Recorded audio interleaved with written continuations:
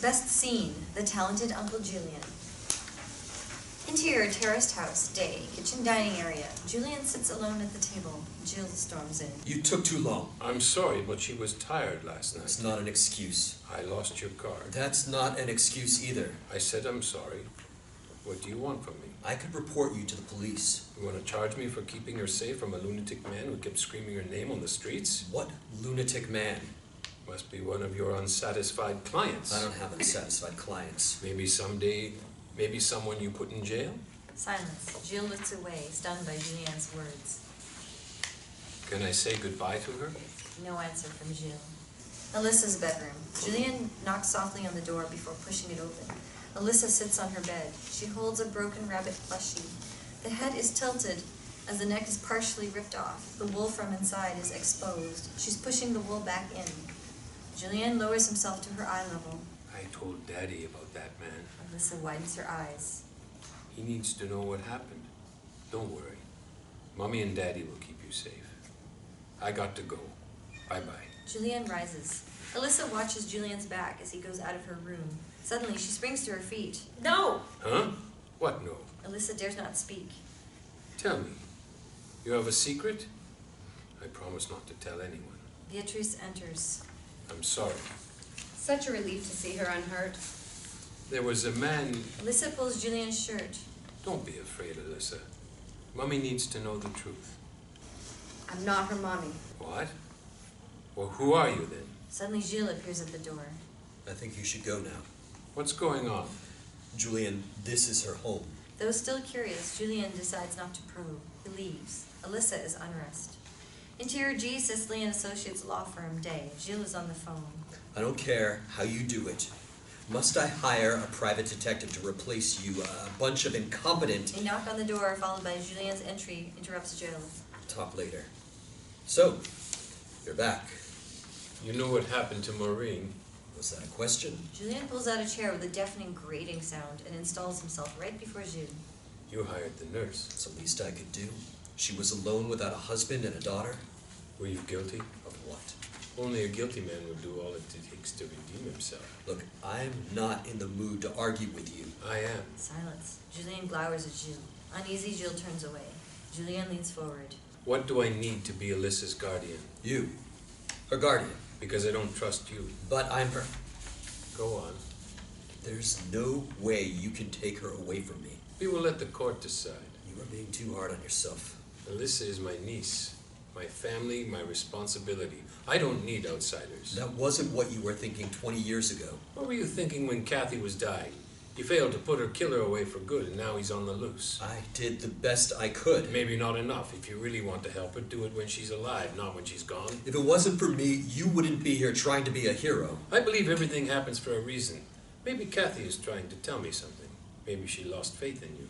Silence. Then Gilles reluctantly pulls out a folder from a cabinet and props it on the desk. It is everything you want to know. If you can read it. It's all in French. This is France. Sorry. Julien picks up the folder, heads to the door, but stops short. And I shall bring my niece out for ice cream whenever I want. David is still out there. David is after you, not me. I bet he didn't even know that I exist. Julien leaves without looking back. Exterior Art Village streets, day.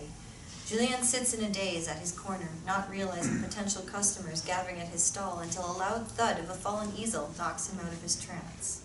He picks the easel up and catches a glimpse of his stolen drawings. They are pegged on a raffia string secured to 2 chairs.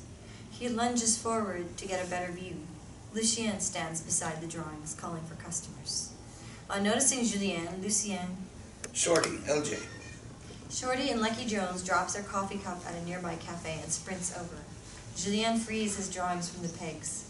Lucien wrestles with Julien, pushing him to the ground. Julien gets up again and jumps at Lucien. Shorty and Lucky Jones rush at him. Lucien, free from Julien's clutch, snatches the drawings.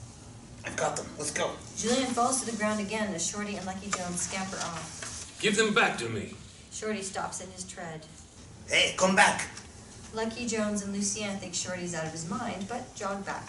Shorty grabs the drawings from Lucien. Julien stands in front of Shorty looking hopeful. Shorty tears the drawings in half and flicks them into the air. The pieces flutter down to the ground. They didn't even make money. Rubbish. Shorty strides off. Lucky Jones follows. Lucien casts his eyes at the torn drawings and blinks. Shorty gestures Lucien to leave with them.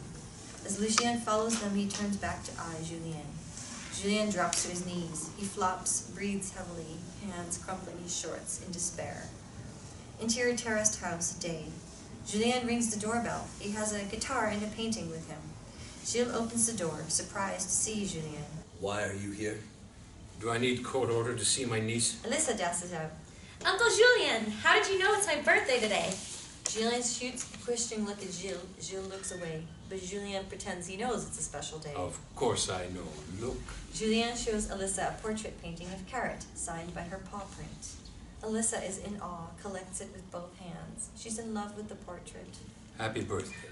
Thank you, Uncle Julien. Come see my cake. Alyssa tows Julien in. Julien eyes Gilles with an annoying look. Kitchen dining area, a sweet-looking strawberry cake.